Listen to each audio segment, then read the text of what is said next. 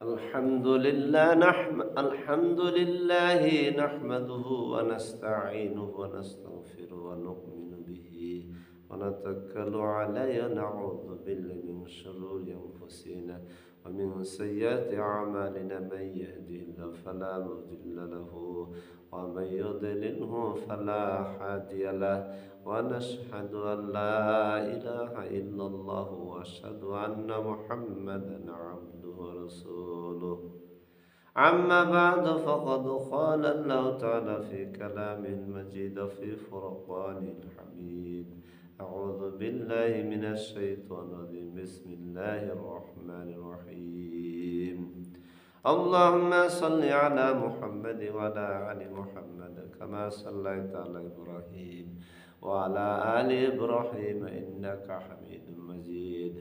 اللهم بارك على محمد وعلى آل محمد كما باركت على إبراهيم وعلى آل إبراهيم إنك حميد مجيد. সূরাতুল লুকমানের শেষ 34 নম্বর আয়াত থেকে আল্লাহ 5টি অদৃশ্য বিষয়ের জ্ঞান পৃথিবীর কোনো মানুষকে দেওয়া হয় নাই, কোনো নবী পয়গম্বরকে দেওয়া হয় নাই, আল্লাহর নিকট রয়েছে। এই 5টি বিষয় আজকে জানবো, যে 5টি বিষয়ের সম্পর্কে আজকে আলোচনা করবো ইনশাআল্লাহ।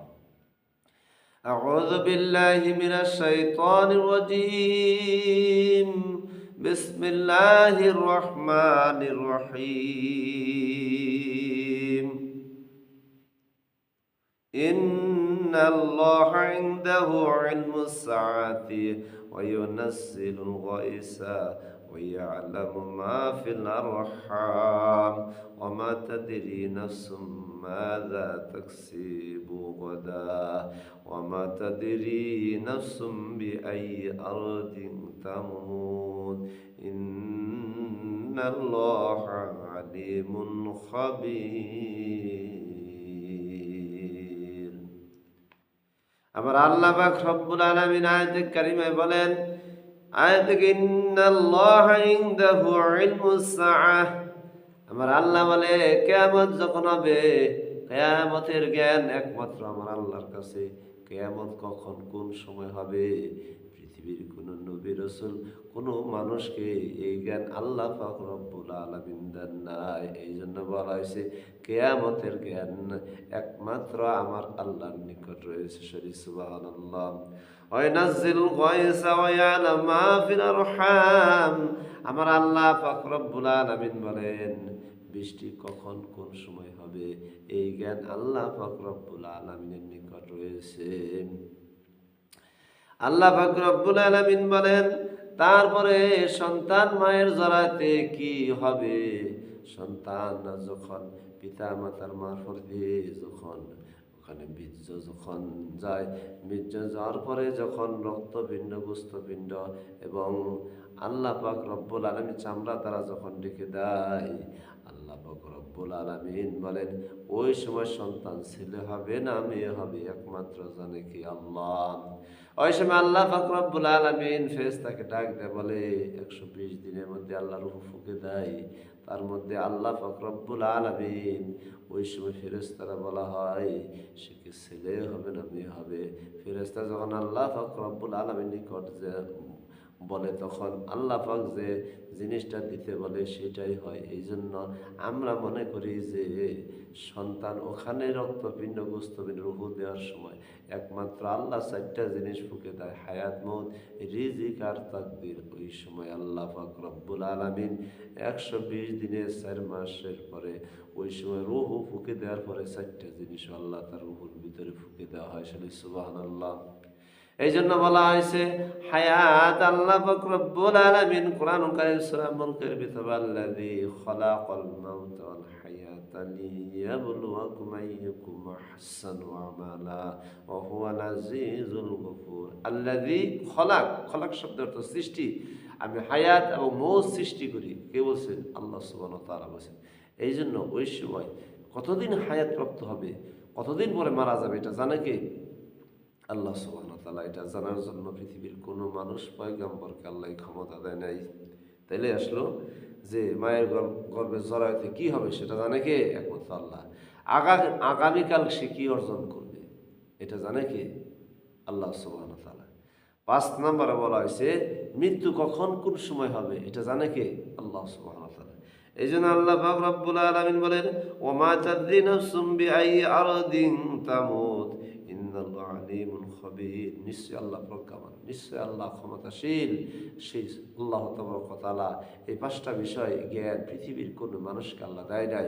5টা বিষয় জানার পরেও যদি আমরা মনে করি যে বিশ্বাস যদি স্থাপন না করি তাহলে আমার ঈমান থাকবে না, আর ঈমান হারা হয়ে যদি আমি মরে যাই তাহলে মুনাফিক মুশরিকদের মতো আমি হব জাহান্নামীদের অন্তর্ভুক্ত হয়ে যাবে। এই জন্য এটা একটা ঈমানের বিষয়, যেহেতু আল্লাহ বলছেন কিয়ামতের জ্ঞান একমাত্র আল্লাহ সুবহানাহু ওয়া তাআলার নিকট রয়েছে, এই জ্ঞান পৃথিবীর কারো কাছে দেওয়া হয় নাই। কিয়ামত কখন কোন সময় হবে, তবে এর আলামত স্বরূপ বোঝানো হয়েছে পৃথিবীতে। হাদিসে রাসূলুল্লাহ সাল্লাল্লাহু আলাইহি সাল্লাম বলেছেন যে যখন কিয়ামত হবে, পৃথিবীটা যখন ধ্বংস হবে, হাদিসে রাসূল পাক সাল্লাল্লাহু আলাইহি সাল্লাম বলেছেন একটা মানুষের জবান থেকে যেদিন আল্লাহ হবে, আল্লাহ ডাক আসবে, সেই দিন কিয়ামত হবে না, সেদিন পৃথিবী ধ্বংস হবে না। সেই দিন পৃথিবী ধ্বংস হবে যেদিন একটা মানুষও তার জবান থেকে আল্লাহ তাআলার নাম যখন নাশ ডাক আসবে, সেদিন পৃথিবী জমিনকে আসমানকে আল্লাহ কি করবেন? ধ্বংস করে দেবেন। এই জন্য যে আমরা যে জিনিসটা জানলাম, মৃত্যুর সম্পর্কে জানলাম, মৃত্যু কখন কোন সময় হবে এইটার জানে কে? আল্লাহ সুবহানাহু ওয়া তাআলা জানে। এখানে মৃত্যুর সম্পর্কে বলা হয়েছে, বৃষ্টি কখন কোন সময় আসবে এটার সম্পর্কে বলা হয়েছে, মায়ের গর্ভে জরায়তের সন্তান কি হবে সেটা জানে কে? আল্লাহ সুবহানাহু ওয়া তাআলা জানে। এটা মানুষের জানার কোনো শক্তি নেই। সূরাতুশ শূরার ভিতরে আল্লাহ পাক রব্বুল আলামিন বলেন যে আমি আল্লাহ পাক রব্বুল আলামিন কাউকে শুধু ছেলে সন্তান দিই, মেয়ে দিই না। পরের আয়াতে আল্লাহ পাক রব্বুল আলামিন বলছেন আমি শুধু মেয়ে দিই, ছেলে দিই না। আবার 3 নম্বরে বোঝানো হয়েছে যে আমি কাউকে ছেলে ও মেয়ে উভয় দান করি, এটা আমার আল্লাহর অনুগ্রহ। আবার আল্লাহ 4 নম্বরে বলছেন আমি কাউকে বন্দা রাখি। এমন এমন নবী পয়গম্বর ছিল, তাদেরকে আল্লাহ দুনিয়াতে সন্তান দেয় নাই। আমাদের মধ্যে এরকম আছে অনেকের সন্তান হয় না, 40, 50, 60 বছর হয়েছে। এটা ক্ষমতা কার কাছে? আল্লাহ সুবহানাহু ওয়া তাআলার কাছে। এটা মানুষের কাছে কোনো ক্ষমতা নেই, কোনো পীরের হাতে নেই, কোনো জাদুকরের হাতে নেই, কোনো কবিরাজের হাতে নেই। একমাত্র এই ক্ষমতা আল্লাহ সুবহানাহু ওয়া তাআলার নিকট রয়েছে। তাহলে এই জন্য আজকে বৃষ্টি কখন কোন সময় হবে এটার জ্ঞান একমাত্র আল্লাহ সুবহানাহু ওয়া তাআলা করেছে। দেখা যায় আজকে বাংলাদেশে বৃষ্টি হইতেছে, এমনও দেশে আছে 6 মাস যাবত বৃষ্টি হয় না, 1 মাস যাবত বৃষ্টি হয় না। তো এই বৃষ্টি কখন কোন সময়, এই জ্ঞান আল্লাহ সুবহানাহু ওয়া তাআলার নিকট রয়েছে। হযরত হযরত হযরত লুকমান আলাইহিস সালাম সূরা লুকমান এর সূরা লুকমান, হযরত লুকমান আলাইহিস সালামের আল্লাহ পাক রব্বুল আলামিন তার কথা এবং কাজগুলো, তার আদেশগুলো তার সন্তানের জন্য এতই পছন্দ হয়েছে যে জন্য আল্লাহ পাক রব্বুল আলামিন কুরআনুল কারিমে তার নাম প্রকাশ করে দিয়েছে। কিয়ামত পর্যন্ত মানুষ সূরাতুল লুকমান পড়লে সন্তানকে যে উপদেশ দিতে হবে, সন্তানকে যে উপদেশের মাধ্যমে দ্বীন গ্রহণ করতে হবে, সেই উপদেশগুলো এতই আল্লাহর কাছে ভালো রয়েছে যার জন্য কুরআনুল কারিমের ভিতরে তার নামটাকে স্থান করে দিয়েছেন মহান আল্লাহ তাবারক ওয়া তাআলা। এই জন্য সূরা লুকমানের 34 নম্বর আয়াতের ভিতরে এই 5টা জিনিস অদৃশ্য বিষয় জ্ঞান একমাত্র আল্লাহ সুবহানাহু ওয়া তাআলার নিকট রয়েছে। আমরা আজকে জানলাম এই জ্ঞানগুলোর ব্যাপারে যে 1 নম্বর হলো কিয়ামতের জ্ঞান। পৃথিবীতে কিয়ামতের পূর্বে অনেকগুলো আলামত আসবে, বিভিন্ন আকার কিয়ামতের কিছু আলামত আসবে। তার মধ্যে 3টা আলামত আসবে সবচেয়ে বেশি, এটা সবচেয়ে বেশি ছড়িয়ে যাবে। হাদিসে রাসূল পাক সাল্লাল্লাহু আলাইহি সাল্লাম বলেছে তার একটা হলো জেনাকারীর সংখ্যা পৃথিবীতে সবচেয়ে আস্তে আস্তে কিয়ামতের পূর্বে এইটা সবচেয়ে বৃদ্ধি পাবে। দেখা যায় যে আজকে স্কুলের ছাত্র রাস্তাতে যাওয়ার সময় যে কোনো যুবকের মাধ্যমে হয়রানি হইতেছে, জেনা হইতেছে, দর্শন করতেছে। স্কুলের সমাজের ভিতরে সবচেয়ে ঘৃণিত কাজ, অসভ্য কাজ যেগুলা সমাজ জামাতে আজকে এগুলা জেনার সংখ্যা আস্তে আস্তে বেড়েই চলবে। 2 নম্বরে গান বাজনা বাদ্যযন্ত্র এগুলো বেড়ে চলবে। 3 নম্বরে বোঝানো হয়েছে যে নেশা বা মদ পানকারী, নেশা বিভিন্নভাবে নেশাকে বিভিন্ন নাম দিয়ে তামাকজাত দ্রব্য, এটা যারা বহন করে এটা হারাম ইসলাম।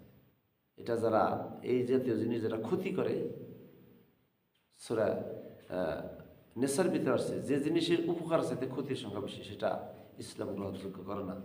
এই জন্য এই জিনিসটা মানুষের ক্ষতি করে, জর্দা জাতীয় জিনিস, এবং যে আমরা বিড়ি খাই, বিড়ির মধ্যে তামাকজাত দ্রব্য, এটা নেশা জাতীয় জিনিস, এটা মানুষের ক্ষতিকর জিনিস, এটা কোনো সময়ে কী করে না, উপকার করে না। এটার মধ্যে দুইটা জিনিস আছে, তা হলো যে এটা নিষিদ্ধ হওয়ার বিষয় হলো যে মানুষ যাতে এটা গ্রহণ না করে। এক নম্বর হলো অপচয় হয়। কি হয়? আপনি যদি এই জাতীয় জিনিস কিনেন, অপচয় হয়, টাকার অপচয় হয়। দুই নাম্বার হইল যে এ, দুর্গন্ধ হয়। কোনো ব্যক্তি যদি জর্দাতে প্রতিনিয়ত দিনে 10টা পান খায়, 15টা পান খায়, আর একটা লোক যদি বিড়ি খায়, তাহলে দেখবেন ওর শরীরে হাত দিলে, ওর হাতে হাত দিলে, ওর সাথে পাশে বসলে বা ওর পাশে যদি আপনি ওই জর্দা আল্লাহ লোকটার পাশে বসে, তাহলে এক ধরনের দুর্গন্ধ আসে।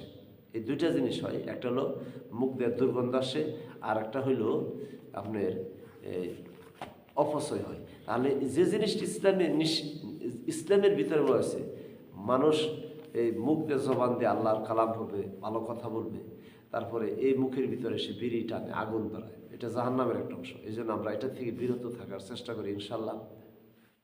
যে আজকে অনেক মসজিদের আমি মসজিদের বহু মসজিদের দেখা যায় যে অধিকাংশ ইমাম সাহেবরা এই জর্দা দিয়ে পান খায়।